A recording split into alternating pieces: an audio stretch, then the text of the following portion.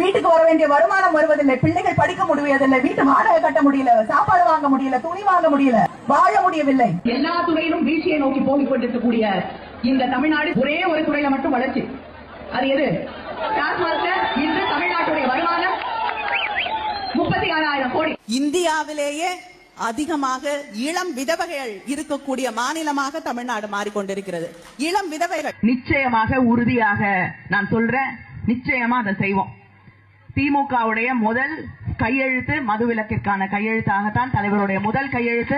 மதுக்கடைகள் 10 மணிக்கு அப்புறம் மது விற்பனை இல்லைன்னு சொல்றாங்க. ஆனாலும் அதற்கப்புறம் 11-12 மணிக்கு கூட விற்கப்படுகிறது. நிச்சயமாக திமுக தலைவர்கள் அவர்கள் குடும்பங்கள் நேரடியாக நடத்தக்கூடிய மது ஆலைகள் மூடப்படும். நல்ல நேரம் எல்லாம் யாரும் பார்க்கலங்க.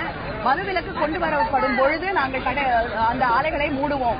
ஒரு நாள் டாஸ்மாக் கடைகள் இல்லாத தமிழகத்தை உருவாக்கக்கூடிய அத்தனை முயற்சிகளை திராவிட முன்னேற்ற கழகம் செய்யும். தமிழ்நாட்டில் மதுவிலக்கு சாத்தியமா சாத்தியம் நீங்க திமுக வந்து ஆட்சி வந்த உடனே முதல் கையெழுத்த வந்து மதுவிலக்கு இருக்குன்னு சொல்லி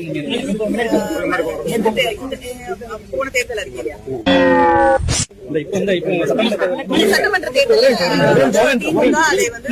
அறிக்கையில